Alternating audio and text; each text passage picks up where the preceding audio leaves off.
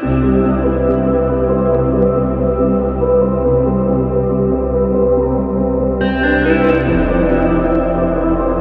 ಒಂದು ಮುಂಜಾನೆ ವೇಳೆಯಲ್ಲಿ ಸ್ವಾಮಿ, ನಿನ್ನ ದಿನವೆಲ್ಲ ನಮ್ಮನ್ನ ಕಣ್ಮಣಿಯಂತೆ ಕಾಪಾಡಿ ರಾತ್ರಿಯೆಲ್ಲ ಸುಖಕರವಾದ ನಿದ್ರೆಯನ್ನು ಕೊಟ್ಟು ದೇವರೇ, ಒಂದು ಹೊಸ ದಿನವನ್ನ ನಮ್ಮ ಜೀವನದಲ್ಲಿ ಅಪ್ಪ ನೀವು ಅನುಗ್ರಹಿಸಿ ಕೊಟ್ಟಿದ್ದಕ್ಕಾಗಿ ನಿಮಗೆ ಸ್ತೋತ್ರ. ದೇವರೇ, ಎಲ್ಲವೂ ನಿಮ್ಮ ಒಂದು ಕೃಪೆ, ನಮ್ದೇನಿಲ್ಲ ಸ್ವಾಮಿ.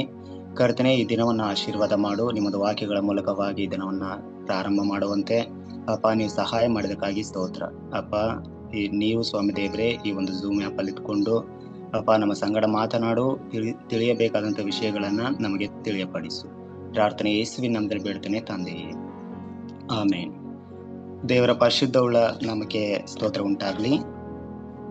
ಈ ಒಂದು ಝೂಮ್ ಆ್ಯಪ್ ಅಲ್ಲಿ ಭಾಗವಹಿಸಿರುವಂತ ಎಲ್ಲ ದೇವ ಸೇವಕರುಗಳಿಗೂ, ಎಲ್ಲ ದೇವರ ಮಕ್ಕಳಿಗೂ ಯೇಸು ಕ್ರಿಸ್ತನ ಹೆಸರಿನಲ್ಲಿ ನಾನು ವಂದನೆಗಳನ್ನು ತಿಳಿಸುವಂತವನಾಗಿದ್ದೇನೆ. ಪ್ರೀತಿ ಉಳ್ಳವರೇ, ಇವತ್ತಿನ ವಾಕ್ಯದ ಮುಖ್ಯ ವಿಷಯ ಏನಪ್ಪಾ ಅಂದ್ರೆ, ರಾಷ್ಟ್ರಗಳ ಮೇಲೆ ದೇವರ ನ್ಯಾಯ ಅನ್ನುವಂಥದ್ದು. ರಾಷ್ಟ್ರಗಳ ಮೇಲೆ ದೇವರ ನ್ಯಾಯ. ಪ್ರೀತಿ ಉಳ್ಳವರೇ, ಸತ್ಯವೇದದಲ್ಲಿ ದೇವರಿಗೆ ಅನೇಕ ಹೆಸರುಗಳು ಕೊಡಲ್ಪಟ್ಟಿವೆ. ಆತನು ಅದ್ಭುತಗಳನ್ನ ಮಾಡೋದ್ರಿಂದ ಅದ್ಭುತ ಸ್ವರೂಪನು ಎಂಬುದಾಗಿ, ಆತನು ಒಳ್ಳೆ ಆಲೋಚನೆಗಳನ್ನ ಹೇಳುವುದರಿಂದ ಆಲೋಚನಾ ಕರ್ತನು ಎಂಬುದಾಗಿ, ಸೊ ಆತನು ನಮ್ಮ ಸಂಗಡ ಯಾವಾಗಲೂ ನಿತ್ಯವೂ ನಿರಂತರವೂ ಇರೋದ್ರಿಂದ ಇಮ್ಮಾನುವೇಲನು ಎಂಬುದಾಗಿ, ಸೊ ಈ ರೀತಿಯಾಗಿ ಅನೇಕ ಹೆಸರುಗಳು ಯೇಸು ಸ್ವಾಮಿಗೆ ಕೊಡಲ್ಪಟ್ಟಿವೆ. ಸೊ ಅದರಲ್ಲಿ ಪೌಲನು ಈ ರೀತಿಯಾಗಿ ಹೇಳ್ತಾರೆ, 2 ತಿಮೋತಿ 4:8 ವಚನದಲ್ಲಿ ಆತನು ನೀತಿ ಉಳ್ಳ ನ್ಯಾಯಾಧಿಪತಿಯು ಅಂತ ಹೇಳ್ತಾರೆ. ಹೌದು, ನಮ್ಮ ದೇವರು ಏನಪ್ಪಾ ಅಂದ್ರೆ ಪ್ರತಿಯೊಬ್ಬರ ನ್ಯಾಯಗಳನ್ನ ಆತನು ವಿಚಾರಿಸುವಾತನು ಮತ್ತೆ ನ್ಯಾಯಗಳನ್ನ ತೀರಿಸುವಾತನು ಆಗಿದ್ದಾನೆ. ಸೊ ಹಾಗಾಗಿ ಇವತ್ತು ನಾವು ರಾಷ್ಟ್ರಗಳ ಮೇಲೆ ದೇವರ ನ್ಯಾಯ ಅನ್ನುವಂತಹ ಮುಖ್ಯ ವಿಷಯದೊಂದಿಗೆ ವಾಕ್ಯವನ್ನ ಧ್ಯಾನ ಮಾಡೋಣ. ಯೆರೆಮೀಯನು ಬರೆದ ಪ್ರವಾದನೆ ಪುಸ್ತಕ 49ನೇ ಅಧ್ಯಾಯ ವಚನ 7ರಿಂದ 10ರವರೆಗೆ, ಮತ್ತು ಅದೇ ರೀತಿಯಾಗಿ ಮಕ್ಕಳ ಸತ್ಯವೇದದ ಭಾಗವು ಸೌಲನ ಅವಿಧೇಯತೆ 1 ಸಾಮುವೇಲ 13ನೇ ಅಧ್ಯಾಯದಿಂದ 15ನೇ ಅಧ್ಯಾಯದವರೆಗೂ, ಮತ್ತು 1 ವರ್ಷಕ್ಕೆ ಸತ್ಯವೇದ ಅಧ್ಯಯನ ಭಾಗ ಕೀರ್ತನೆಗಳು 102ನೇ ಅಧ್ಯಾಯ 1ನೇ ವಚನದಿಂದ 104ನೇ ಅಧ್ಯಾಯ 35ನೇ ವಚನದವರೆಗೂ. ಸೊ ಈ ದಿನದ ಮುಖ್ಯ ವಚನ, ಬಾಯ್ಪಟ ವಚನ ಏನಪ್ಪಾ ಅಂದ್ರೆ, ನನ್ನನ್ನು ಕೇಳಿಕೋ, ನಾನೇ ಏಸಾವನ ಆಸರೆಯನ್ನು ಕಿತ್ತಿದ್ದೇನೆ, ಅವನ ಗುಪ್ತ ಸ್ಥಳಗಳನ್ನು ಬಟ್ಟ ಬಯಲು ಮಾಡಿದ್ದೇನೆ, ಅವಿತುಕೊಳ್ಳಲಾರನು. ಅವನ ಸಂತಾನದವರು ಸಹೋದರರು ನೆರೆ ಹೊರೆಯವರು ಹಾಳಾದರು, ಅವನು ಇಲ್ಲವಾದನು. ಯೆರೆಮೀಯ 49ನೇ ಅಧ್ಯಾಯ 10ನೇ ವಚನ. ಸೊ ಪ್ರೀತಿ ಉಳ್ಳವರೇ, ಈ ಒಂದು ವಾಕ್ಯ ಭಾಗದಲ್ಲಿ ನಾವು ನೋಡುವಾಗ ದೇವರು ಎದೋಮ್ಯರಿಗೆ 3 ಪ್ರಶ್ನೆಗಳನ್ನ ಕೇಳ್ತಾರೆ. ಸೊ ಇಲ್ಲಿ 7ನೇ ವಚನದ ಮೇಲ್ಭಾಗದಲ್ಲಿ ಈ ರೀತಿಯಾಗಿ ಬರೆಯಲ್ಪಟ್ಟಿದೆ, ಎದೋಮಿನ ವಿಷಯವಾದ ದೈವೋಕ್ತಿ ಅಂತೇಳಿ. ಸೊ ಯಾರು ಈ ಒಂದು ಎದೋಮ್ಯರು ಅಂತ ಹೇಳ್ಬಿಟ್ಟು ನಾವು ನೋಡುವಾಗ, ಎದೋಮ್ ದೇಶದಲ್ಲಿ ವಾಸಿಸುವಂತ ಜನರೇ ಎದೋಮ್ಯರು.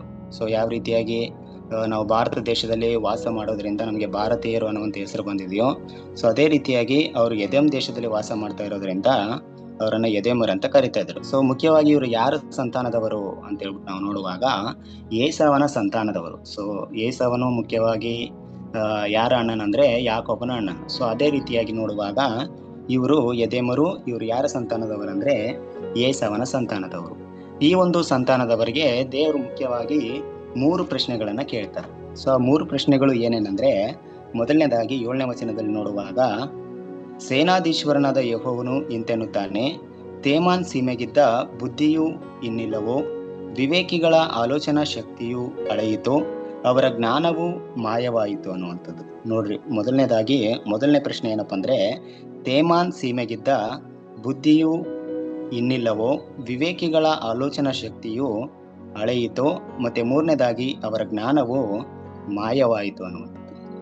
ಸೊ ಪ್ರೀತಿ ಉಳ್ಳವರೇ, ಈ 3 ಪ್ರಶ್ನೆಗಳು ಕೂಡ ನಮ್ಮನ್ನು ಯೋಚಿಸುವಂತೆ ಮಾಡ್ತಾವೆ. ಸೊ ಯಾಕೆ ಕೆಲವೊಂದು ಟೈಮಲ್ಲಿ ದೇವರು ಪ್ರಶ್ನೆಯನ್ನ ಕೇಳ್ತಾರೆ ಅಂದ್ರೆ, ದೇವರಿಗೆ ಉತ್ತರ ಗೊತ್ತಿಲ್ಲ ಅಂತ ಇಲ್ಲ. ಸೊ ದೇವ್ರು ಎಲ್ಲರೂ ಕೂಡ ಗೊತ್ತು ಉತ್ತರ, ನಾವು ಆಲೋಚನೆ ಮಾಡ್ಬೇಕು. ಸೊ ಒಂದು ಪ್ರಶ್ನೆಯನ್ನು ದೇವ್ರು ಕೇಳುವಾಗ, ಯಾಕೆ ದೇವ್ರು ಈ ಒಂದು ಪ್ರಶ್ನೆನ ಕೇಳ್ತಾ ಇದ್ದಾರೆ ಅನ್ನುವಂತ ಆಲೋಚನೆ ಮಾಡ್ಬೇಕು. ಇಲ್ಲಿ 3 ಪ್ರಶ್ನೆಗಳನ್ನ ಎದೋಮರಿಗೆ ಕೇಳುವಾಗ, ಯಾಕೆ ಈ ಒಂದು ಪ್ರಶ್ನೆಯನ್ನ ಕೇಳ್ತಾ ಇದ್ದಾರೆ ದೇವರು ಎದೋಮ್ ಜನರ ಒಂದು ವಿಷಯವಾಗಿ ಅಂತ ಹೇಳ್ಬಿಟ್ಟು ನೋಡುವಾಗ, ಪ್ರೀತಿ ಉಳ್ಳವರೇ, ಮುಖ್ಯವಾಗಿ ಎದೋಮ್ ಜನರು, ಅದರಲ್ಲಿ ತೇಮಾನ್ ಪ್ರದೇಶದವರು. ನೋಡ್ರಿ, ಎದೋಮ್ ಅನ್ನುವಂಥ ದೇಶದಲ್ಲಿ ತೇಮಾನ್ ಅನ್ನುವಂಥ ಒಂದು ಪ್ರದೇಶ ಇದೆ, ಸೀಮೆ ಇದೆ.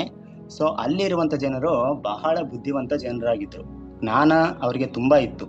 ಸೊ ಹಾಗಾಗಿ ಅವ್ರು ಏನ್ ಮಾಡ್ತಾ ಇದ್ರು ಅಂದ್ರೆ ತಮ್ಮನ್ನ ತಾವು ಬಹಳ ಬುದ್ಧಿವಂತರು, ಆ, ನಮಗೆ ಎಲ್ಲವೂ ಕೂಡ ಗೊತ್ತು, ನಮ್ಮನ್ನ ಯಾರು ಏನು ಮಾಡ್ಲಿಕ್ಕಾಗಲ್ಲ.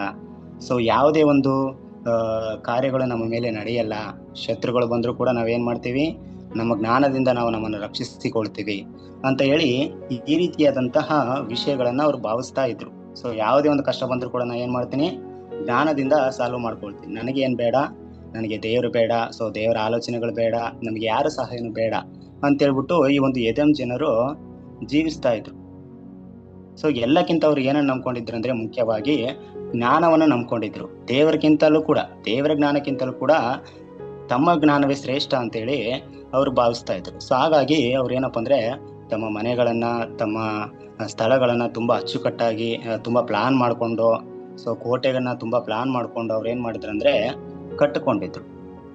ಸೊ ಹಾಗಾಗಿ ಅವ್ರು ಏನ್ ಮಾಡ್ತಾ ಇದ್ರು ಅಂದ್ರೆ ಅವ್ರಿಗೆ ಕಷ್ಟಗಳು ಬಂದ್ರೆ ನಾವೇ ಪರಿಹಾರ ಮಾಡ್ಕೊಳ್ತೀವಿ, ನಮ್ಗೆ ದೇವರ ಸಹಾಯ ಬೇಡ ಅಂತೇಳಿ ದೇವರನ್ನ ಅವ್ರು ಏನ್ ಮಾಡ್ಲಿಲ್ಲ ಅಂದ್ರೆ ಹುಡುಕ್ಲೇ ಇಲ್ಲ, ಹುಡುಕೋದನ್ನೇ ಬಿಟ್ಟು.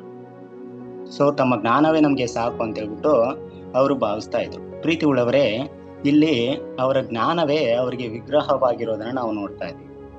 ಸೊ ಜ್ಞಾನವು ಅವರಿಗೆ ವಿಗ್ರಹವಾಗಿದೆ. ಸೊ ಅದನ್ನೇ ಅವ್ರು ಏನ್ ಮಾಡ್ತಾ ಇದಾರೆ ಅಂದ್ರೆ ಹೆಚ್ಚಾಗಿ ಭರವಸೆ ಇಡ್ತಾರೆ. ತಮ್ಮ ಜ್ಞಾನದ ಮೇಲೆ, ಸ್ವಜ್ಞಾನದ ಮೇಲೆ ಹೆಚ್ಚಾದ ಭರವಸೆನ ಇಡೋದು, ಸ್ವಜ್ಞಾನದ ಮೇಲೆ ಜ್ಞಾನದಂತೆ ನಡ್ಕೊಳ್ಳೋದು, ಇದೆಲ್ಲ ಏನಪ್ಪಾ ಅಂದ್ರೆ ಒಂದು ವಿಗ್ರಹ ತರ, ಸರಿನಾ? ಹೇಗೆ ಅನ್ಯ ಜನರು ಒಂದು ವಿಗ್ರಹವನ್ನು ಇಟ್ಕೊಂಡು ಪೂಜೆ ಮಾಡ್ತಾರೆ, ಅದೇ ರೀತಿಯಾಗಿ ಇದು ಕೂಡ ಒಂದು, ಸರಿನಾ? ಜ್ಞಾನವೇ ಅವರಿಗೆ ವಿಗ್ರಹ. ನೋಡ್ರಿ, ಜ್ಞಾನ ಅಂದ್ರೆ ಅದು ಕೆಟ್ಟ ವಿಷಯ ಏನೂ ಅಲ್ಲ, ಸರಿನಾ? ಈ ಲೋಕದಲ್ಲಿ ಜೀವಿಸ್ಬೇಕಾದ್ರೆ ಜ್ಞಾನವು ನಮಗೆ ಬೇಕೇ ಬೇಕು. ಯಾವ ರೀತಿಯಾಗಿ ಮೂಲಭೂತ ಅವಶ್ಯಕತೆಗಳಂದ್ರೆ ಮನೆ, ಆಹಾರ, ಬಟ್ಟೆ, ಸರಿನಾ, ನೀರು, ಗಾಳಿ, ಬೆಳಕು, ಇವೆಲ್ಲ ಯಾವ ರೀತಿಯಾಗಿ ಮನುಷ್ಯನಿಗೆ ಬೇಕೋ ಅದೇ ರೀತಿಯಾಗಿ ಜ್ಞಾನ ಅನ್ನುವಂಥದ್ದು ಕೂಡ ಮನುಷ್ಯನಿಗೆ ಬಹಳ ಮುಖ್ಯ, ಸರಿನಾ? ಜ್ಞಾನ ಬೇಕೇ ಬೇಕು. ಹಾಗಾಗಿ ದೇವರೇ ಹೇಳ್ತಾರೆ, ಯಾಕೋಬನ ಬರೆದ ಪತ್ರಿಕೆ 1ನೇ ಅಧ್ಯಾಯ 5 ಮತ್ತು 6ನೇ ವಚನಗಳಲ್ಲಿ ನೋಡುವಾಗ ದೇವರೇ ಹೇಳ್ತಾರೆ ಏನಂದ್ರೆ, ಯಾವನಿಗಾದ್ರೂ ಜ್ಞಾನ ಕಡಿಮೆ ಆಗಿದ್ರೆ ಅವನು ನನ್ನನ್ನ ಕೇಳಿಕೊಳ್ಳಿ, ನಾನು ಉದಾರ ಮನಸ್ಸಿನಿಂದ ಅವನಿಗೆ ಕೊಡ್ತೀನಿ ಅಂತ ಹೇಳ್ಬಿಟ್ಟು ದೇವರೇ ಹೇಳ್ತಾರೆ. ಸೊ ದೇವರೇ ಹೇಳ್ತಾ ಇದಾರೆ ಜ್ಞಾನವನ್ನ ಕೇಳ್ಕೊಳ್ರಿ. ಯಾಕಂದ್ರೆ ದೇವ್ರಿಗೆ ಗೊತ್ತು, ಈ ಲೋಕದಲ್ಲಿ ಜೀವಿಸುವಾಗ ನನ್ನ ಮಕ್ಕಳಿಗೆ ಅಥವಾ ಎಲ್ಲರಿಗೂ ಜ್ಞಾನ ಅನ್ನುವಂಥದ್ದು ಬೇಕೇ ಬೇಕು. ಸೊ ಯಾವ ರೀತಿಯಾಗಿ ನಡ್ಕೋಬೇಕು, ಯಾವ ರೀತಿಯಾಗಿ ನಡ್ಕೋಬಾರ್ದು, ಎಲ್ಲಿಗೆ ಹೋಗ್ಬೇಕು, ಏನ್ ಮಾಡ್ಬೇಕು, ಏನ್ ಮಾಡಬಾರ್ದು, ಸರಿನಾ? ಈ ತರ ಅನೇಕ ವಿಧವಾದಂತಹ ಜ್ಞಾನಗಳು ಏನಪ್ಪಾ ಅಂದ್ರೆ ಮನುಷ್ಯನಿಗೆ ಬಹಳ ಅವಶ್ಯಕತೆ ಇದೆ. ಸೊ ಹಾಗಾಗಿ ಜ್ಞಾನೋಕ್ತಿಗಳು 2ನೇ ಅಧ್ಯಾಯದ 3ನೇ 4ನೇ ವಚನವನ್ನ ನೋಡುವಾಗ ದೇವರ ವಾಕ್ಯ ಈ ರೀತಿಯಾಗಿ ಹೇಳ್ತದೆ, ಬುದ್ಧಿಗಾಗಿ ಮೊರೆಯಿಟ್ಟು ವಿವೇಕಕ್ಕಾಗಿ ಕೂಗಿಕೊಂಡು ಅದನ್ನು ಬೆಳ್ಳಿಯಂತೆಯೂ ನಿಕ್ಷೇಪದಂತೆಯೂ ಹುಡುಕು, ಆಗ ನೀನು ಯೆಹೋವನ ಭಯವನ್ನು ಅರಿತು ದೈವ ಜ್ಞಾನವನ್ನ ಪಡೆದುಕೊಳ್ಳಿ. ನೋಡ್ರಿ, ಜ್ಞಾನ ತುಂಬಾ ಅವಶ್ಯಕತೆ ಅಂತ ಹೇಳ್ಬಿಟ್ಟು ದೇವ್ರಿಗೆ ಗೊತ್ತು. ಸೊ ಅದಕ್ಕೋಸ್ಕರ ದೇವ್ರು ಕೂಡ ಏನ್ ಮಾಡ್ತಾ ಇದಾರೆ ಅಂದ್ರೆ ಕೇಳ್ತಾರೆ. ಆದ್ರೆ ಇಲ್ಲಿ ಎದೋಮರ ಒಂದು ಸಮಸ್ಯೆ ಏನಾಗಿದೆ ಅಂದ್ರೆ ಅವರು ತಮ್ಮ ಜ್ಞಾನದಲ್ಲಿ ಅತಿಯಾದ ಭರವಸೆನ ಇಟ್ಟಿರೋದೇ ಅವರಿಗೆ ಬಹಳ ಸಮಸ್ಯೆ ಆಗಿದೆ. ಸೊ ದೇವರನ್ನು ಕೂಡ ಅವ್ರು ಏನ್ ಮಾಡ್ತಾ ಇದಾರೆ ಅಂದ್ರೆ ಅವರು ಇದು ಮಾಡ್ತಾರ, ಅಲಕ್ಷ್ಯ ಮಾಡ್ತಾ ಇದಾರೆ. ಸೊ ಅಷ್ಟರವರೆಗೆ ಅವರು ತಮ್ಮ ಜ್ಞಾನದ ಮೇಲೆ ಹೆಚ್ಚಿನ ಭರವಸೆನ ಇಟ್ಕೊಂಡಿದ್ರಿಂದ ದೇವ್ರು ಏನ್ ಮಾಡ್ತಾ ಇದಾರೆ ಅಂದ್ರೆ ಅಲ್ಲಿ ಈ ಒಂದು 3 ಪ್ರಶ್ನೆಗಳನ್ನ ಕೇಳ್ತಾರೆ. ನಿಮ್ಮ ಬುದ್ಧಿ ಇನ್ನಿಲ್ಲವೋ, ಆಲೋಚನಾ ಶಕ್ತಿ ಅಳೆಯಿತೋ, ಜ್ಞಾನವು ಮಾಯವಾಯಿತು ಅನ್ನೋದನ್ನ ನಾವು ನೋಡ್ತೀವಿ. ಸೊ ಪ್ರೀತಿ ಉಳ್ಳವರೇ, ನೋಡ್ರಿ, ಈ ಲೋಕದಲ್ಲಿ ನಮಗೂ ಕೂಡ ಜ್ಞಾನದ ಅವಶ್ಯಕತೆ ಇದೆ. ಆದ್ರೆ ನಾವು ಜ್ಞಾನದ ವಿಷಯದಲ್ಲಿ ನಮ್ಮನ್ನ ನಾವ್ ಏನ್ ಮಾಡ್ಬೇಕಂದ್ರೆ ತಗ್ಗಿಸಿಕೊಳ್ಳುವವರಾಗಿರ್ಬೇಕು. ಸೊ ಆದ್ರೆ ಎದೆಮರ ಜ್ಞಾನದ ಕುರಿತು ಅವ್ರು ಹೆಚ್ಚಳ ಪಟ್ಟದ್ರಿಂದ ದೇವ್ರು ಏನ್ ಮಾಡ್ತಾ ಇದಾರೆ ಅಂದ್ರೆ 8ನೇ ವಚನದಲ್ಲಿ ಈ ರೀತಿಯಾಗಿ ಹೇಳ್ತಾರೆ. ಏನಂತ ಹೇಳ್ತಾರೆ? ದೇದಾನಿನವರೇ ಅಂದ್ರೆ ಅದು ಕೂಡ ಎದೋಮ್ ದೇಶದಲ್ಲಿ ಇರುವಂತ ಒಂದು ಪಟ್ಟಣ. ಸೊ ಅವ್ರಿಗೆ ಹೇಳ್ತಾರೆ, ದೇದಾನಿನವರೇ ಹಿಂದಿರುಗಿರಿ, ಓಡಿ ಹೋಗಿರಿ, ಒಳ ಪ್ರಾಂತ್ಯದಲ್ಲಿ ವಾಸಿಸಿರಿ. ಯಾಕೆಂದ್ರೆ ನಾನು ಎದೋಮನ್ನು ದಂಡಿಸುವ ಕಾಲದಲ್ಲಿ ಏಷಾವನಿಗೆ ವಿಧಿಸಿದ ಆಪತ್ತನ್ನು ಅದರ ಮೇಲೆ ಬರಮಾಡುವೆನು ಎಂಬುದಾಗಿ. ಸೊ ದೇವರು ಹೇಳ್ತಾ ಇದಾರೆ, ಖಂಡಿತವಾಗಿ ಒಂದು ವಚನದಲ್ಲಿ ನಾವು ನೋಡುವಾಗ ದೇವರ ತೀರ್ಪು ಖಂಡಿತವಾಗಿ ಬರುವಂತದ್ದಾಗಿದೆ. ಸೊ ಯಾರು ತಮ್ಮ ಜ್ಞಾನದ ವಿಷಯವಾಗಿ ಅಹಂಕಾರ ಉಳ್ಳವರಾಗಿರ್ತಾರೋ, ಯಾರು ಹೆಮ್ಮೆ ಪಡ್ತಾರೋ, ಸರಿನಾ, ಯಾರು ದೇವರನ್ನೇ ಬೇಡ ಅಂತ ಹೇಳ್ಬಿಟ್ಟು ನಮ್ಗೆ ಹೆಚ್ಚಿನ ಜ್ಞಾನ ಸಾಕು, ನಮ್ಗೆ ಇದರಿಂದನೇ ನಮ್ ಜೀವನ ಕಟ್ಕೊಳ್ತೀವಿ, ಸೊ ಇದರಿಂದನೇ ನಾವು ಸುರಕ್ಷಿತವಾಗಿರ್ತೀವಿ ಅಂತ ಹೇಳ್ಬಿಟ್ಟು ಯಾರು ಆಲೋಚನೆ ಮಾಡ್ತಾರೋ ಅವರಿಗೆ ವಿರುದ್ಧವಾಗಿ ದೇವರ ನ್ಯಾಯ ತೀರ್ಪು ಅನ್ನುವಂಥದ್ದು ಖಂಡಿತವಾಗಿ ಬರುವಂತದ್ದಾಗಿದೆ. ಸೊ ಅದಕ್ಕೋಸ್ಕರ ದೇವ್ರು ಹೇಳ್ತಾ ಇದಾರೆ, ನಾನು ಏನ್ ಮಾಡ್ತೇನೆ ಅಂದ್ರೆ ಎದೋಮನ್ನು ದಂಡಿಸುವ ಕಾಲದಲ್ಲಿ ಏಷವನಿಗೆ ವಿಧಿಸಿದ ಆಪತ್ತನ್ನು ಅದರ ಮೇಲೆ ಬರಮಾಡುವೆನು ಎಂಬುದು ದೇವ್ರು ಏನ್ ಮಾಡ್ತಾರಂದ್ರೆ ಹೇಳ್ತಾರೆ. ಸೊ ಮತ್ತೆ ನೀವು 9ನೇ ವಚನದಲ್ಲಿ ನೀವು ನೋಡುವಾಗ ಅಲ್ಲಿ ದೇವ್ರ ವಾಕ್ಯ ಈ ರೀತಿಯಾಗಿ ಹೇಳ್ತದೆ, ದ್ರಾಕ್ಷೆಯ ಹಣ್ಣನ್ನು ಕೀಳುವವರು ನಿನ್ನ ಕಡೆಗೆ ಬಂದರೆ ಅಕ್ಕಲನ್ನು ಉಳಿಸುವುದಿಲ್ಲ, ಕಳ್ಳರು ರಾತ್ರಿ ವೇಳೆಯಲ್ಲಿ ನುಗ್ಗಿದರೆ ತಮಗೆ ಸಾಕಾಗುವವರೆಗೂ ಹಾಳು ಮಾಡುವರು ಎಂಬುದಾಗಿ. ನೋಡ್ರಿ, ಒಂದು ವೇಳೆ ದ್ರಾಕ್ಷಿ ಹಣ್ಣುಗಳನ್ನ ಕೊಯ್ಯುವವರು ಅಥವಾ ಕೀಳುವವರು ಏನಾದ್ರು ಬಂದ್ರೆ ಕೆಲವೊಂದು ಟೈಮಲ್ಲಿ ಏನಾಗ್ಬಿಡ್ತಾರೆ ಅಂದ್ರೆ ತಿಳಿದು ಅಥವಾ ತಿಳಿಯದೆ, ಗೊತ್ತಿದ್ದು ಗೊತ್ತಿರ್ಲಾರ್ದೆ ಕೆಲವೊಂದು ದ್ರಾಕ್ಷಿ ಹಣ್ಣುಗಳನ್ನ ಹಂಗೆ ಬಿಟ್ಟು ಹೋಗ್ಬಿಡ್ತಾರೆ, ಕೆಲವೊಂದು ಉಳಿಸಿ ಹೋಗ್ಬಿಡ್ತಾರೆ. ಒಬ್ಬ ರೈತನ ಏನಾದ್ರು ಹೊಲವನ್ನ ಕಟಾವು ಮಾಡುವಂತ ಸಂದರ್ಭದಲ್ಲಿ ಕೆಲವೊಂದು ಅಪ್ಪಿತಪ್ಪಿ ಆತನಿಗೆ ಕಣ್ಣು ಕಂಡು ಅಥವಾ ಕಾಣಿಸಿದ ಕೆಲವೊಂದು ಬೆಳೆಯನ್ನ ಹಂಗೆ ಉಳಿಸ್ಬಿಡ್ತಾನೆ, ಕೆಲವೊಂದು ತೆನೆಗಳನ್ನ ಹಂಗೆ ಉಳಿಸ್ಬಿಟ್ಟು ಹೋಗ್ಬಿಡ್ತಾನೆ. ಸೊ ದೇವ್ರ ಏನ್ ಮಾಡ್ತಾ ಅಂದ್ರೆ ಇಲ್ಲಿ ಉದಾಹರಣೆಯನ್ನ ಕೊಟ್ಟು ಎದೋಮ್ ಜನರನ್ನ ಎಚ್ಚರಿಸ್ತಾ ಇದ್ದಾರೆ. ಸೊ ಎದೋಮ್ ಜನರಿಗೆ ದೈವೋಕ್ತಿಯನ್ನ ಹೇಳ್ತಾ ಇದ್ದಾರೆ. ಒಂದ್ ವೇಳೆ ಕಳ್ಳನ ಮನೆಗೆ ಬಂದ್ರೆ ಏನ್ ಮಾಡ್ಬಿಡ್ತಾನೆ, ಒಂದು ಬೀರದಲ್ಲಿಟ್ಟಿರುವಂತ ಏನೋ ಒಂದು ವಸ್ತುಗಳನ್ನ ಆತನ ಏನ್ ಮಾಡ್ತಾನೆ ಅಂದ್ರೆ ಬೆಳ್ಳಿನೂ ಬಂಗಾರನ ತಗೊಂಡು ಓಡೋಗ್ಬಿಡ್ತಾನೆ. ಆದ್ರೆ ಬೀರನ ಏನ್ ಮಾಡೋದಿಲ್ಲ, ಹೊತ್ಕೊಂಡು ಹೋಗೋದಿಲ್ಲ, ಕೆಲವೊಂದು ಉಳಿಸ್ತಾನೆ. ಕೆಲವೊಂದು ರೈತರು ಕೂಡ ಕಟಾವು ಮಾಡುವಾಗ ಕೆಲವೊಂದು ಬೆಳೆಯನ್ನ ಉಳಿಸ್ತಾರೆ. ಆದ್ರೆ ದೇವರ ನ್ಯಾಯ ತೀರ್ಪು ಹೆಂಗಿರ್ತದಂದ್ರೆ ಸಂಪೂರ್ಣವಾಗಿರ್ತದೆ. ಇವಾಗ ಹೆಂಗಂದ್ರೆ ಒಂದು ಹೊಲಕ್ಕೆ ಬೆಂಕಿ ಹಚ್ಬಿಟ್ರೆ ಏನಾಗುತ್ತೆ, ಸೊ ಅಲ್ಲಿ ಏನು ಉಳಿಯೋದಿಲ್ಲ, ಎಲ್ಲವೂ ಕೂಡ ಏನಾಗ್ಬಿಡ್ತದೆ ಅಂದ್ರೆ ಸುಟ್ಟು ಕರ್ಕಲಾಗಿ ಎಲ್ಲವೂ ಕೂಡ ನಾಶವಾಗ್ಬಿಡ್ತದೆ. ಸೊ ಅದೇ ರೀತಿಯಾಗಿ ದೇವರ ನ್ಯಾಯ ತೀರ್ಪು ಕೂಡ ಬಹಳ ಗಂಭೀರವಾಗಿರ್ತದೆ. ಸೊ ಅದನ್ನೇ ದೇವರು ಏನ್ ಮಾಡ್ತಾರೆ ಅಂದ್ರೆ ಇಲ್ಲಿ ಉದಾಹರಣೆಯೊಂದಿಗೆ ಅಲ್ಲಿ ಅವರಿಗೆ ಹೇಳುವುದನ್ನ ನಾವು ನೋಡ್ತೀವಿ. ಸೊ ಅದೇ ರೀತಿಯಾಗಿ ಅವ್ರು ಹೇಳ್ತಾರೆ, ಹಿಂದಿರುಗಿರಿ, ಓಡಿ ಹೋಗಿರಿ, ಒಳ ಪ್ರಾಂತದಲ್ಲಿ ವಾಸಿಸಿರಿ ಅಂತ. ಸೊ ನೋಡ್ರಿ, ಎದೋಮ್ ಜನರು ಏನ್ ಮಾಡ್ಕೊಂಡಿದ್ರು ಅಂದ್ರೆ ತಮ್ಮ ಜ್ಞಾನದಿಂದ ತುಂಬಾ ಪ್ಲಾನ್ ಮಾಡಿ ಒಳ್ಳೆ ಒಳ್ಳೆ ಸ್ಥಳಗಳನ್ನ ಕಟ್ಕೊಂಡಿದ್ರು. ಒಂದ್ ವೇಳೆ ಅವರಿಗೆ ಶತ್ರುಗಳಿಂದ ಏನಾದ್ರೂ ಅಪಾಯ ಆಗುತ್ತೋ ಅಂತ ಹೇಳಿ, ಅದರಿಂದ ಅವ್ರಿಗೆ ಏನ್ ಆಗ್ಬಾರ್ದು ಅಂತ ಹೇಳಿ ಅವ್ರು ಏನ್ ಮಾಡ್ತಾ ಇದ್ರು ಅಂದ್ರೆ ತುಂಬಾ ಒಳ್ಳೆ ಒಳ್ಳೆ ಕೋಟೆಗಳನ್ನ, ಒಳ್ಳೆ ಒಳ್ಳೆ ಮನೆಗಳನ್ನ ಅವರು ಕಟ್ಕೊಂಡಿದ್ರು. ಆದ್ರೆ ದೇವ್ರು ಏನ್ ಹೇಳ್ತಾರೆ ಅಂದ್ರೆ ನಿಮ್ಮ ಒಳ ಪ್ರಾಂತದಲ್ಲಿ ಅಡಗಿಕೊಳ್ಳಿರಿ ಅಂತ ಹೇಳ್ತಾರೆ. ಒಳ ಪ್ರಾಂತದಲ್ಲಿ ಅಡಗಿಕೊಳ್ಳಿರಿ, ಯಾಕಂದ್ರೆ ದೇವರ ತೀರ್ಪು ಅಷ್ಟು ಭಯಂಕರವಾಗಿರ್ತದೆ. ಸೊ ಅದರಿಂದ ತಪ್ಪಿಸಿಕೊಳ್ಳಿಕ್ಕೆ ಸಾಧ್ಯವೇ ಇಲ್ಲ ಅನ್ನುವಂಥದ್ದು. ನೋಡ್ರಿ, ಇದು ಭಯದಿಂದ ತಪ್ಪಿಸಿಕೊಳ್ಳಿಕ್ಕೆ ಜನರು ಗುಹೆಗಳಲ್ಲಿ, ಪ್ರದೇಶಗಳಲ್ಲಿ ಅಡಗಿಕೊಳ್ಳುವ ಚಿತ್ರಣವನ್ನ ಇದೇನ್ ಮಾಡ್ತದಂದ್ರೆ ನಮಗೆ ತೋರಿಸುವಂತದ್ದಾಗಿದೆ. ಆದ್ರೆ ಪ್ರೀತಿ ಉಳ್ಳವರೇ, ನಿಜವಾದ ಸುರಕ್ಷತೆ ಅನ್ನುವಂಥದ್ದು ಅಡಗಿಕೊಳ್ಳುವಂತ ಸ್ಥಳಗಳಲ್ಲಿ ಇರಲ್ಲ, ಸರಿನಾ? ಯಾಕಂದ್ರೆ ದೇವ್ರು ಏನ್ ಮಾಡ್ತಾರಂದ್ರೆ ಎಲ್ಲಾ ಸ್ಥಳಗಳನ್ನ ಆತನು ನೋಡುವ ಆತನಾಗಿದ್ದಾನೆ. ಸೊ ಯಾವುದು ಕೂಡ ಆತನಿಗೆ ಏನಾಗಿಲ್ಲ ಅಂದ್ರೆ ಮುಚ್ಚುಮರೆಯಾಗಿಲ್ಲ. ಸೊ ಎಲ್ಲವನ್ನು ಕೂಡ ದೇವ್ರು ಏನ್ ಮಾಡ್ತಾರೆ, ನೋಡುವಂತವರಾಗಿದ್ದಾರೆ. ಸೊ ಅದಕ್ಕೋಸ್ಕರ ನಾವ್ ಏನ್ ಮಾಡ್ಲಿಕ್ಕಾಗಲ್ಲ ಅಂದ್ರೆ ದೇವರ ನ್ಯಾಯ ತೀರ್ಪಿನಿಂದ, ಸರಿನಾ, ನಾವು ತಪ್ಪಿಸಿಕೊಳ್ಳಿಕ್ಕೆ ಸಾಧ್ಯನೇ ಇಲ್ಲ. ಸೊ ಅದಕ್ಕೋಸ್ಕರ ಕೀರ್ತನೆ 139ನೇ ಅಧ್ಯಾಯ 7-8ನೇ ವಚನದಲ್ಲಿ ಭಕ್ತನಾದ ದಾವಿದನು ಈ ರೀತಿಯಾಗಿ ಬರೀತಾರೆ, ನಾನು ನಿನ್ನ ಆತ್ಮಕ್ಕೆ ತಪ್ಪಿಸಿಕೊಳ್ಳುವಂತೆ ಎಲ್ಲಿಗೆ ಹೋಗಲಿ, ನಿನ್ನ ಕಣ್ಣಿಗೆ ಮರೆಯಾಗುವಂತೆ ಎಲ್ಲಿಗೆ ಓಡಲಿ? ಮೇಲಣ ಲೋಕಕ್ಕೆ ಹೋದ್ರೆ ಅಲ್ಲಿಯೂ ನೀನಿರುತ್ತಿ, ಪಾತಾಳಕ್ಕೆ ಹೋಗಿ ಮಲಗಿಕೊಂಡೇನೆಂದ್ರೆ ಅಲ್ಲಿಯೂ ನೀನಿರುತ್ತಿ. ಅರುಣನ ರೆಕ್ಕೆಗಳನ್ನು ಕಟ್ಟಿಕೊಂಡು ಹೋಗಿ ಹಾರಿ ಹೋಗಿ ಸಮುದ್ರದ ಕಟ್ಟ ಕಡೆಯಲ್ಲಿ ವಾಸ ಮಾಡಿನೆಂದರೆ ಅಲ್ಲಿಯೂ ನಿನ್ನ ಕೈ ನನ್ನನ್ನು ನಡೆಸುವ. ಅಂದ್ರೆ ದೇವರಿಗೆ ಗುಪ್ತ ಸ್ಥಳ ಅನ್ನುವಂಥದ್ದು ಇಲ್ಲ. ಸೊ ಎಲ್ಲವನ್ನು ಕೂಡ ದೇವರು ಏನ್ ಮಾಡ್ತಾರೆ ಅಂದ್ರೆ ನೋಡುವಂತನಾಗಿದ್ದಾರೆ. ಸೊ ಎಲ್ಲಾ ಕಡೆಯಲ್ಲಿ ದೇವರು ಇರುವಂತವರಾಗಿದ್ದಾರೆ. ನೀವು ಒಳ ಪ್ರಾಂತದಲ್ಲಿ ವಾಸಿಸಿದ್ರು ಕೂಡ ನಿಮಗೆ ಖಂಡಿತವಾಗಿ ಏನ್ ಮಾಡ್ತೀನಿ, ನಾನು ದಂಡನೆಯನ್ನ ಬರಮಾಡ್ತೀನಿ ಅಂತ ಹೇಳ್ಬಿಟ್ಟು ಎದೋಮ್ ಜನರಿಗೆ ದೇವ್ರು ಏನ್ ಮಾಡ್ತಾ ಇದ್ದಾರೆ ಅಂದ್ರೆ ಅಲ್ಲಿ ಹೇಳುವುದನ್ನ ನಾವು ನೋಡುವಂತವರಾಗಿದ್ದೀವಿ. ಸೊ ಪ್ರೀತಿ ಉಳ್ಳವರೇ, ಅದೇ ರೀತಿಯಾಗಿ ಮುಂದಿನ ವಾಕ್ಯವನ್ನು ನಾವು ನೋಡುವಾಗ 10ನೇ ವಾಕ್ಯ, ನಾನೇ ಏಸಾವನ ಆಸರೆಯನ್ನು ಕಿತ್ತಿದ್ದೇನೆ, ಅವನ ಗುಪ್ತ ಸ್ಥಳಗಳನ್ನು ಬಟ್ಟ ಬಯಲು ಮಾಡಿದ್ದೇನೆ, ಅವಿತುಕೊಳ್ಳಲಾರನು, ಅವನ ಸಂತಾನದವರು, ಸಹೋದರರು, ನೆರೆಹೊರೆಯವರು ಹಾಳಾದರು, ಅವನು ಇಲ್ಲವಾದನು ಅನ್ನುವಂಥದ್ದು. ಸೊ ನೋಡ್ರಿ, ಏನಂದ್ರೆ ಈ ಒಂದು ಎದೋಮ್ ಜನರು ಮುಂಚೆ ನಾನು ಹೇಳಿದ ಹಾಗೆ ತುಂಬಾ ಒಳ್ಳೆ ಸುರಕ್ಷಿತವಾದ ಸ್ಥಳಗಳಲ್ಲಿ ವಾಸ ಮಾಡ್ತಾ ಇದ್ರು ಕೂಡ ಅವ್ರು ಏನ್ ಮಾಡಕ್ಕಾಗಲ್ಲ ಅಂದ್ರೆ ದೇವರಿಂದ ತಪ್ಪಿಸಿಕೊಳ್ಳಿಕ್ಕೆ ಆಗೋದಿಲ್ಲ ಎಂಬುದಾಗಿ. ಸೊ ಅವ್ರು ಅಂದ್ಕೋಬಹುದು ಏನಂತಂದ್ರೆ ನಾವು ಒಳ್ಳೆ ಪಟ್ಟಣಗಳನ್ನ ಕಟ್ಕೊಂಡಿವಿ, ಒಳ್ಳೆ ಕೋಟೆಗಳನ್ನ ಕಟ್ಕೊಂಡು ನಾವು ಸುರಕ್ಷಿತವಾಗಿದ್ದೀವಿ ಅಂತ ಹೇಳ್ಬಿಟ್ಟು ಅವ್ರು ಅಂದ್ಕೊಳ್ಬಹುದು.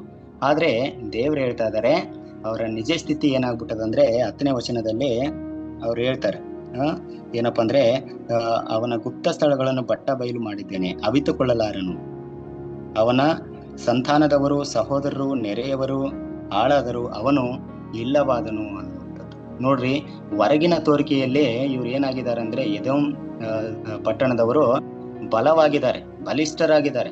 ಆದ್ರೆ ದೇವ್ರ ಮುಂದೆ ಏನಾಗಿದ್ದಾರೆ ಅಂದ್ರೆ ದುರ್ಬಲರಾಗಿದ್ದಾರೆ ಅನ್ನುವಂಥದ್ದು. ಸೊ ಯಾಕೆ ದುರ್ಬಲರಾಗಿದ್ದಾರೆ ಅವರು ದೇವ್ರ ಮುಂದೆ ಅಂತ ಹೇಳ್ಬಿಟ್ಟು ನಾವು ನೋಡುವಾಗ, ಅವರ ಅತಿಯಾದ ಜ್ಞಾನದ ಆಧಾರದಿಂದ, ಸರಿನಾ? ಅವರು ಅಷ್ಟೊಂದು ಜ್ಞಾನವನ್ನ ನಂಬ್ಕೊಂಡದ್ರಿಂದ ಅವರು ಏನಾಗಿದ್ದಾರೆ ಅಂದ್ರೆ ದುರ್ಬಲರಾಗಿದ್ದಾರೆ. ಹೊರಗಡೆ ಏನೋ ಬಲಿಷ್ಠರಾಗಿ ಕಾಣಿಸ್ಕೋಬಹುದು, ಆದ್ರೆ ಒಳಗಡೆ ಜೀವಿತ ಏನಾಗಿದೆ, ದುರ್ಬಲವಾಗಿದೆ ಅನ್ನುವಂಥದ್ದು. ಸೊ ಪ್ರೀತಿ ಉಳ್ಳವರೇ, ಅದರಿಂದ ದೇವರಿಗೆ ವಿರುದ್ಧವಾಗಿ ಅವರು ಬದುಕಿದಾಗ ಅವರ ಜ್ಞಾನ, ಅವರ ಬಲ ಮತ್ತೆ ಅವರ ಸ್ಥಳ, ಸೊ ಈ ಮೂರು ಕೂಡ ಅವರನ್ನ ಏನ್ ಮಾಡ್ಲಿಕ್ಕೆ ಆಗಲ್ಲ, ರಕ್ಷಿಸ್ಲಿಕ್ಕೆ ಆಗಲ್ಲ ಅನ್ನುವಂಥದ್ದು. ಸೊ ಫೈನಲ್ ಆಗಿ ಈ ಒಂದು 4 ವಚನಗಳಿಂದ ನಾವು ತಿಳ್ಕೊಬೇಕಾದಂತ ಮುಖ್ಯ ವಿಷಯ ಏನಪ್ಪಾ ಅಂದ್ರೆ, ಪಾಪಕ್ಕೆ ಫಲ ಇದೆ ಅನ್ನುವಂಥದ್ದು. ನೋಡ್ರಿ, ನಾವು ಮಾಡುವಂತ ಪ್ರತಿಯೊಂದು ವಿಷಯವೂ ಕೂಡ ಅದು ಏನಾಗ್ತದೆ, ನ್ಯಾಯ ತೀರ್ಪಿಗೆ ಒಳಗಾಗುವಂಥದ್ದಾಗಿದೆ. ಒಂದು ವೇಳೆ ನಮ್ಮ ಜ್ಞಾನ ಆದ್ರೂ ಕೂಡ, ಒಂದು ವೇಳೆ ನಮ್ಮ ಜ್ಞಾನವನ್ನೇ ನಾವು ಹೆಚ್ಚಾಗಿ ನಂಬಿಕೊಂಡು ನಾವು ದೇವರ ಜ್ಞಾನವನ್ನ ಅಳ್ಳಗಾಳಿದ್ರೆ, ಅಥವಾ ಯಾವುದೇ ಒಂದು ವಿಷಯವನ್ನ ನಾವು ಅಳ್ಳಗಾಳಿದ್ರೆ, ದೇವರ ವಿಷಯವನ್ನ, ಅದು ಏನಾಗ್ತದೆ, ನಮಗೆ ಪ್ರತಿಫಲವನ್ನ ತರುವಂತದ್ದಾಗಿದೆ. ಸೊ ಅದಕ್ಕೋಸ್ಕರನೇ ಇವತ್ತಿನ ವಾಕ್ಯ ಭಾಗವನ್ನ ನಾವು ನೋಡುವಾಗ ಮುಖ್ಯ ವಿಷಯ ರಾಷ್ಟ್ರಗಳ ಮೇಲೆ ದೇವರ ನ್ಯಾಯ ಅನ್ನುವಂಥ. ಸೊ ನೋಡ್ರಿ, ದೇಶದಲ್ಲಿ, ನಮ್ಮ ಪ್ರಪಂಚದಲ್ಲಿ ಏನಿದೆ, ಸುಮಾರು 190ಕ್ಕೂ ಎಷ್ಟು ರಾಷ್ಟ್ರಗಳಿದೆ, ಅದಕ್ಕಿಂತಲೂ ಹೆಚ್ಚು ರಾಷ್ಟ್ರಗಳಿದೆ. ಸೊ ಪ್ರತಿಯೊಂದು ರಾಷ್ಟ್ರಗಳ ಮೇಲೂ ಕೂಡ ಏನಾಗುತ್ತೆ, ದೇವರ ನ್ಯಾಯ ತೀರ್ಪು ಅನ್ನುವಂಥದ್ದು ಬರ್ತಾ ಇದೆ. ಸೊ ಯಾಕಂದ್ರೆ ಪ್ರತಿ ರಾಷ್ಟ್ರದವರು ಕೂಡ ಏನ್ ಮಾಡ್ತಾ ಇದಾರೆ ಅಂದ್ರೆ, ಈ ಒಂದು ದಿನಗಳಲ್ಲಿ ತಮ್ಮ ಬಲದ ಮೇಲೆ ನಂಬಿಕೆಯನ್ನು ಇಟ್ಟಾರೆ, ತಮ್ಮ ಶಕ್ತಿ ಮೇಲೆ ನಂಬ್ಕೊಂಡಿಟ್ಟಾರೆ, ಮತ್ತೇನಪ್ಪ ಅಂದ್ರೆ ತಮ್ಮ ತಂತ್ರಜ್ಞಾನ, ಟೆಕ್ನಾಲಜಿ, ಸೊ ಅದ್ರ ಮೇಲೆ ಹೆಚ್ಚಿನ ಭರವಸೆಯನ್ನು ಇಟ್ಕೊಂಡಿದ್ದಾರೆ ಈ ಒಂದು ಅನೇಕ ರಾಷ್ಟ್ರಗಳು. ಆದ್ರೆ ಖಂಡಿತವಾಗಿ ದೇವರನ್ನ ಅವರು ಅಳ್ಳಗಳೆಯೋದ್ರಿಂದ, ದೇವರನ್ನ ಬಿಟ್ಟು ಬಿಡೋದ್ರಿಂದ ಖಂಡಿತವಾಗಿ ಅವ್ರು ಏನಾಗ್ತಾರೆ ಅಂದ್ರೆ ದೇವರ ತೀರ್ಪಿಗೆ ಒಳಗಾಗುವಂತವರಾಗಿದ್ದಾರೆ. ಸೊ ಅದಕ್ಕೋಸ್ಕರ ನಾವು ಏನ್ ಮಾಡಬಾರ್ದು ಅಂದ್ರೆ, ನಮ್ಮ ಸ್ವಜ್ಞಾನವನ್ನ ಆಧಾರ ಮಾಡಿಕೊಳ್ಳಬಾರ್ದು ಅನ್ನುವಂಥದ್ದು. ಸೊ ಇವತ್ತಿನ ಮುಖ್ಯ ವಿಷಯ, ನಾವು ಕಳ್ಕೊಬೇಕಾದದ್ದು ಮುಖ್ಯ ವಿಷಯ, ನಾವು ಸ್ವಜ್ಞಾನವನ್ನ ಆಧಾರ ಮಾಡಿಕೊಳ್ಬಾರ್ದು. ಜ್ಞಾನೋಕ್ತಿಗಳು 3ನೇ ಅಧ್ಯಾಯ 5ನೇ ವಚನ 6ನೇ ವಚನವನ್ನು ನೋಡುವಾಗ, ಸ್ವಬುದ್ಧಿಯನ್ನೇ ಆಧಾರ ಮಾಡಿಕೊಳ್ಳದೆ ಪೂರ್ಣ ಮನಸ್ಸಿನಿಂದ ಯೆಹೋವನಲ್ಲಿ ಭರವಸವಿಡು, ನಿನ್ನ ಎಲ್ಲಾ ನಡವಳಿಕೆಯಲ್ಲಿ ಆತನ ಚಿತ್ತಕ್ಕೆ ವಿಧೇಯನಾಗಿರು, ಆತನೇ ನಿನ್ನ ಮಾರ್ಗಗಳನ್ನು ಸರಾಗ ಮಾಡುವನು, ನೀನೇ ಬುದ್ಧಿವಂತನು ಎಂದೆಣಿಸದೆ ಯೆಹೋವನಿಗೆ ಭಯಪಟ್ಟು ಕೆಟ್ಟದ್ದನ್ನ ತೊರೆದು ಬಿಡು ಅನ್ನುವಂಥದ್ದು. ಸೊ ದೇವರು ವಾಕ್ಯ ಹೇಳ್ತಾ ಇದೆ, ಸ್ವಬುದ್ಧಿಯನ್ನು ಆಧಾರ ಮಾಡ್ಕೊಳ್ಬೇಡ, ನೀನೇನ್ ಮಾಡು, ಎಲ್ಲಾ ನಡವಳಿಕೆಗಳಲ್ಲಿ, ನಿನ್ನ ಎಲ್ಲಾ ನಡತೆಯಲ್ಲಿ ನೀನು ದೇವರಿಗೆ ವಿಧೇಯನಾಗಿರು. ಸೊ ಯಾಕಂದ್ರೆ ಆತನು ನಿನ್ನ ಮಾರ್ಗವನ್ನ ಏನ್ ಮಾಡ್ತಾರೆ, ಸರಾಗವನ್ನ ಮಾಡ್ತಾರೆ.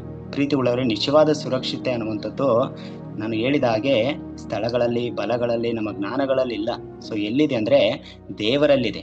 ಸೊ ದೇವರಲ್ಲಿ ಹೋಗಿ ನಾವೇನಾಗ್ಬೇಕಂದ್ರೆ ಆಶ್ರಯವನ್ನ ಪಡ್ಕೊಳ್ಬೇಕು. ಸೊ ಯಾಕಂದ್ರೆ ದೇವರ ವಾಕ್ಯದಲ್ಲಿ ನಾವು ಹೇಗೆ ನೋಡ್ತೇವೆ, ಯೆಹೋವನೇ ಬಲವಾದ ಬುರುಜು, ನೀತಿವಂತನು ಅಲ್ಲಿ ಹೋಗಿ ಅದರೊಳಗೆ ಒಪ್ಕೊಂಡು ಸುರಕ್ಷಿತವಾಗಿರುವನು ಎಂಬುದಾಗಿ ನಾವು ನೋಡುವಂತವರಾಗಿದ್ದೇವೆ. ಸೊ ಅದಕ್ಕೋಸ್ಕರ ಪ್ರೀತಿ ಉಳ್ಳವರೇ, ನಾವೇನ್ ಮಾಡೋಣ ಅಂದ್ರೆ ನಮ್ಮ ಜ್ಞಾನದ ವಿಷಯದಲ್ಲಿ ಎಚ್ಚರಿಕೆ ಆಗಿರೋಣ. ಜ್ಞಾನ ನಮಗೆ ಬೇಕು, ಒಳ್ಳೆಯದೇ. ಪ್ರತಿದಿನನೂ ಕೂಡ ನಾವೇನ್ ಮಾಡ್ಬೇಕಂದ್ರೆ ಜ್ಞಾನಕ್ಕೋಸ್ಕರ ಪ್ರಾರ್ಥನೆಯನ್ನ ಮಾಡುವವರಾಗಿರ್ಬೇಕು. ದೇವ್ರೆ, ಈ ಒಂದ್ ದಿನದಲ್ಲಿ ನಾನು ಏನ್ ಮಾಡ್ಬೇಕು, ದೇವ್ರೆ ಈ ಒಂದ್ ದಿನದಲ್ಲಿ ನಾನು ಎಲ್ಲಿಗೆ ಹೋಗ್ಬೇಕು, ನನ್ನ ಕೆಲಸದ ಸ್ಥಳಗಳಲ್ಲಿ ನಾನು ಹೇಗಿರ್ಬೇಕು, ನನ್ನ ಸೇವೆಯ ಸ್ಥಳಗಳಲ್ಲಿ ನಾನು ಹೇಗಿರ್ಬೇಕು, ನಮ್ಮ ಅಧಿಕಾರಿಗಳ ಜೊತೆಯಲ್ಲಿ ಮಾತನಾಡುವಾಗ ನಾನು ಹೇಗಿರ್ಬೇಕು ಅನ್ನುವಂತೇಳಿ ಪ್ರತಿದಿನನೂ ಕೂಡ ನಾವೇನ್ ಮಾಡ್ಬೇಕಂದ್ರೆ ಜ್ಞಾನಕ್ಕೋಸ್ಕರ ಮೊರೆ ಇಡ್ಬೇಕು. ಸೊ ಯಾವಾಗ ನಾವು ಜ್ಞಾನಕ್ಕೋಸ್ಕರ ಮೊರೆ ಇಡ್ತೀವೋ, ಸೊ ಅವಾಗ ದೇವರು ನಿಜವಾಗ್ಲೂ ಕೂಡ ನಮ್ಮನ್ನ ರಕ್ಷಿಸುವಂತಹ ಗುರಾಣಿಯಾಗಿದ್ದಾರೆ.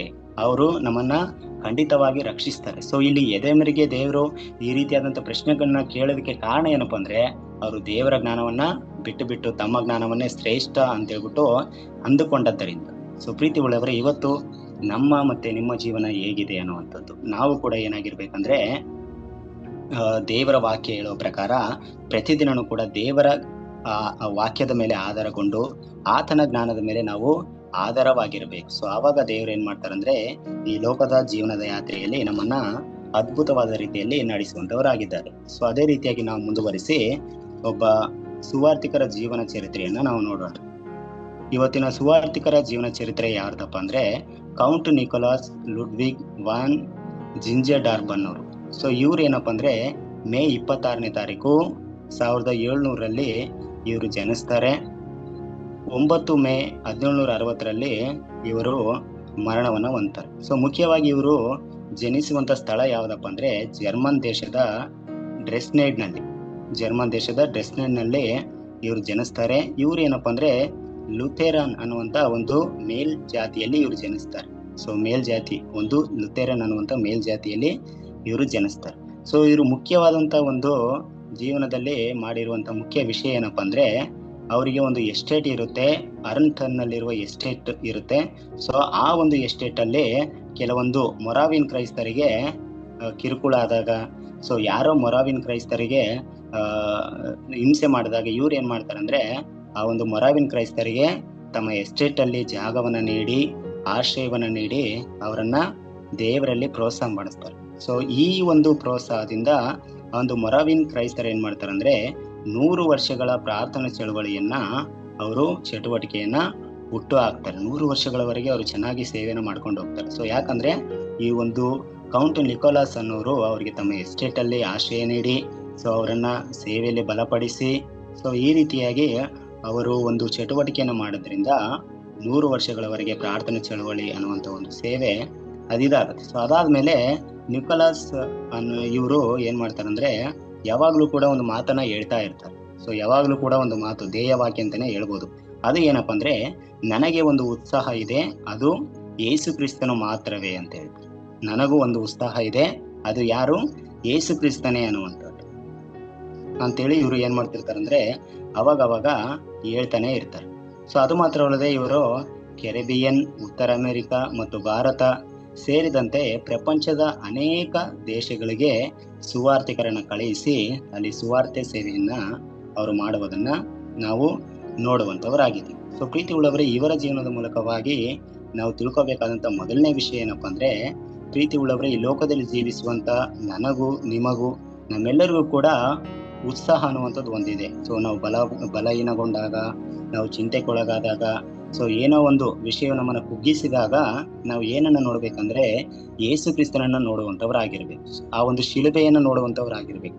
ಯಾಕಂದ್ರೆ ಯೇಸು ಕ್ರಿಸ್ತನೇ ನಮ್ಮ ಜೀವನದ ಉತ್ಸಾಹ ಅನ್ನುವಂಥದ್ದು. ಸೊ ನಾವು ಬಲಹೀನಗೊಂಡಾಗ, ಪ್ರೀತಿ ಉಳ್ಳವರೇ, ನಾವು ಏನ್ ಮಾಡ್ತೀವಿ ಅಂದ್ರೆ, ಕೆಲವೊಂದು ಟೈಮಲ್ಲಿ ನಮ್ಮ ಒಂದು ಸೇವೆ ವಿಷಯದಲ್ಲಿ ಅಥವಾ ವೈಯಕ್ತಿಕವಾದ ಮನೆಯ ಮತ್ತೆ ಕೆಲಸದ ವಿಷಯದಲ್ಲಿ ದುರ್ಬಲವಾಗ್ತೀವಿ. ಕೆಲವೊಂದು ಟೈಮಲ್ಲಿ ನಾವೇನ್ ಮಾಡ್ತೀವಿ ಅಂದ್ರೆ ಕುಗ್ಗಿ ಹೋಗ್ತೀವಿ. ಆವಾಗ ನಾವು ಏನನ್ನು ನೋಡ್ಬೇಕಂದ್ರೆ, ಯೇಸು ಕ್ರಿಸ್ತನನ್ನ ನೋಡುವಂತವರಾಗಿರ್ಬೇಕು. ಸೊ ಆ ಒಂದು ಶಿಲುಬೆಯನ್ನ ನೋಡುವಾಗ, ಆ ಒಂದು ಶಿಲುಬೆಯು ನಮ್ಗೆ ಏನ್ ಮಾಡ್ತದೆ ಅಂದ್ರೆ, ಈ ಲೋಕದಲ್ಲಿ ಒಂದು ದೇವರ ಮಕ್ಕಳಾಗಿ, ಆತನ ಮಕ್ಕಳಾಗಿ ಜೀವಿಸ್ಲಿಕ್ಕೆ ನಮ್ಮಲ್ಲಿ ಒಂದು ಹೊಸ ಉರುಪನ್ನ, ಉತ್ಸಾಹವನ್ನ ತರುವಂತದ್ದಾಗಿದೆ. ಸೊ ಅದೇ ರೀತಿಯಾಗಿ ಈ ಒಂದು ನಿಕೋಲಾಸ್ ಅವರು ಕೂಡ ಮಾಡಿ ಅವ್ರು ಹೇಳ್ತಾ ಇದ್ರು, ಯೇಸು ಕ್ರಿಸ್ತನೇ ನನ್ನ ಉತ್ಸಾಹ, ಆತನೇ ನನ್ನ ಒಂದು ಆಶ್ರಯ ಅಂತ ಹೇಳಿ ಅವರು ಅನೇಕ ಕಷ್ಟಗಳ ಮತ್ತು ವಿರೋಧಗಳ ಮಧ್ಯದಲ್ಲಿಯೂ ಕೂಡ ಅವರು ಏನ್ ಮಾಡಿದ್ರು ಅಂದ್ರೆ ಸೇವೆಯನ್ನ ಮಾಡಿ, ಕೊನೆಯದಾಗಿ 9 ಮೇ 1760ರಲ್ಲಿ ಅವ್ರು ಏನ್ ಮಾಡ್ತಾರಂದ್ರೆ ಮರಣ ಹೊಂದುವುದನ್ನು ನಾವು ನೋಡ್ತೀವಿ. ಸೊ ಪ್ರೀತಿ ಉಳ್ಳವರೇ, ಮುಖ್ಯವಾಗಿ ಇವತ್ತಿನ ಒಂದು ವಾಕ್ಯ ಧ್ಯಾನದ ಪ್ರಕಾರ ನಾವು ನಮ್ಮ ಜ್ಞಾನದ ಮೇಲೆ ಭರವಸೆ ನೀಡದೆ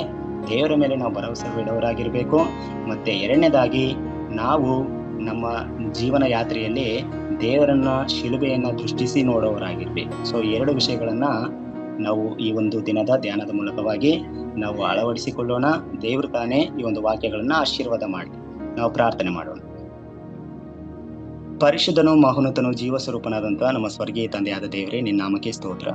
ಹೌದು ಸ್ವಾಮಿ, ಇವತ್ತು ರಾಷ್ಟ್ರಗಳ ಮೇಲೆ ದೇವರ ನ್ಯಾಯ ಅನ್ನುವಂತ ವಿಷಯದಡಿಯಲ್ಲಿ ಅಪ್ಪ ನಾವು ವಾಕ್ಯವನ್ನ ಧ್ಯಾನ ಮಾಡುವಂತೆ ನೀವು ಸಹಾಯ ಮಾಡಿದ್ದಕ್ಕಾಗಿ ಸ್ತೋತ್ರ. ದೇವರೇ, ಇವತ್ತು ನಮಗೆ ಅಪ್ಪ ನೀವು ಹೇಳಿದಿರ ಸ್ವಬುದ್ಧಿಯನ್ನು ಆಧಾರ ಮಾಡಿಕೊಳ್ಬೇಡ್ರಿ ಅಂತ ಹೇಳಿ. ಹೌದು ಸ್ವಾಮಿ, ಎದೋಮಿನ ಜನರು ತಮ್ಮ ಜ್ಞಾನದ ವಿಷಯದಲ್ಲಿ ಹೆಚ್ಚಳ ಪಟ್ಟಾಗ ನೀವು, ನಾನು ನಿಮ್ಮನ್ನು ದಂಡಿಸುವಂತಹ ಕಾಲ ಹತ್ತಿರ ಬಂದಿದೆ, ನಾನು ದಂಡಿಸ್ತೀನಿ ಎಂಬುದಾಗಿ ಸ್ವಾಮಿ ನೀವು ಅವರಿಗೆ ಹೇಳಿದ್ರಿ. ಹೌದು ಏಸಪ್ಪ, ನಾವು ಕೂಡ ಕರ್ತನೆ ಏಸಪ್ಪ ಈ ಲೋಕದಲ್ಲಿ ಜೀವನ ಮಾಡುವಾಗ ದೇವ್ರೆ, ಪ್ರತಿದಿನವೂ ಕೂಡ ಕರ್ತನೆ ಏಸಪ್ಪ ನೀವು ಕೊಡುವಂತ ಜ್ಞಾನಕ್ಕೋಸ್ಕರ ದೇವ್ರೆ ಯಾವಾಗಲೂ ಕೂಡ ನಾವು ಕಾದುಕೊಂಡಿರ್ಲಿಕ್ಕೆ ನಮ್ಗೆ ಸಹಾಯ ಮಾಡು. ದೇವ್ರೆ, ನೀವೇ ಹೇಳಿದಿರ ಬುದ್ಧಿಗಾಗಿ ಮೊರೆ ಇಟ್ಟು ವಿವೇಕಕ್ಕಾಗಿ ಕೇಳಿಕೋ ಎಂಬುದಾಗಿ. ದೇವ್ರೆ, ಅದೇ ರೀತಿಯಾಗಿ ಸ್ವಾಮಿ ದೇವ್ರೆ ನಾವು ಮಾಡ್ಲಿಕ್ಕೆ ನಮಗೆ ಸಹಾಯ ಮಾಡು ಅಪ್ಪ. ಈ ಝೂಮ್ ಆ್ಯಪ್ ಅಲ್ಲಿ ಭಾಗವಹಿಸಿರುವಂತಹ ಪ್ರತಿಯೊಬ್ಬ ಸೇವಕರನ್ನ ನೀವು ಆಶೀರ್ವಾದ ಮಾಡು ದೇವ್ರೆ. ಮುಖ್ಯವಾಗಿ ನಮ್ಮ ಕಲ್ವಾರ್ ಚಾಪೆಲ್ ಟ್ರಸ್ಟ್ ಅನ್ನ ಆಶೀರ್ವಾದ ಮಾಡು ಕರ್ತನೆ. ಈ ಒಂದು ಟ್ರಸ್ಟ್ ಮೂಲಕವಾಗಿ ನಡೆಯುವಂತ ಸಕಲ ವಿಧವಾದಂತ ಸೇವೆಗಳನ್ನ ಆಶೀರ್ವಾದ ಮಾಡು ಕರ್ತನೆ. ಇದನ್ನು ನಡ್ಸ್ಕೊಂಡು ಹೋಗ್ತಾ ಇರುವಂತ ಡೈರೆಕ್ಟರ್ ಅವರನ್ನ ಅಪ್ಪ, ಮತ್ತೆ ಸ್ವಾಮಿ ದೇವ್ರೆ ಎಲ್ಲಾ ವಿಧವಾದಂತ ಸಹ ಸೇವಕರುಗಳನ್ನ, ಪ್ರಾಜೆಕ್ಟ್ ಹೋಲ್ಡರ್ಸ್ ಗಳನ್ನ ದೇವ್ರೆ, ಹಾಸ್ಟೆಲ್ ವಾರ್ಡನ್ ಗಳನ್ನ ದೇವ್ರೆ ಎಲ್ಲರನ್ನ ಕರ್ತನೆ ಸಪ್ಪ ದೇವ್ರೆ ನಿಮ್ಮೊಂದು ಕರಗಳಲ್ಲಿ ಒಪ್ಪಿಸಿ ಕೊಡ್ತಾ ಇದ್ದಾರೆ ದೇವ್ರೆ. ಒಂದು ದಿನದ ಸೇವೆ ಅದ್ಭುತವಾದ ರೀತಿಯಲ್ಲಿ ನಡೀಲಿಕ್ಕೆ ನಮಗೆ ಸಹಾಯವನ್ನ ಮಾಡು ದೇವ್ರೆ. ಒಂದು ದಿನದಲ್ಲಿ ನಾವು ಏನೇನ್ ಮಾಡ್ಬೇಕಂತ ಹೇಳಿ ದೇವ್ರೆ ನಮಗೆ ಜ್ಞಾನವನ್ನ, ವಿವೇಕವನ್ನ ದಯಪಾಲಿಸಿಕೊಡ್ಬೇಕೆಂದಾಗಿ ಪ್ರಾರ್ಥಿಸಿ ಕೊಡ್ತಾ ಇದ್ದಾನೆ ಅಪ್ಪ. ನನ್ನ ಪ್ರಾರ್ಥನೆನ ಕೇಳಿದಕ್ಕಾಗಿ ನಿಮಗೆ ಕೋಟಿ ಕೋಟಿ ಸ್ತೋತ್ರ. ಪ್ರಾರ್ಥನೆನ ನಜರೇತಿನ ಯೇಸು ಸ್ವಾಮಿಯ ಪರಿಶುದ್ಧ ನಾಮದಲ್ಲಿ ಬೇಡಿಕೊಳ್ತೇನೆ ತಂದೆಯೇ, ಆಮೇನ್.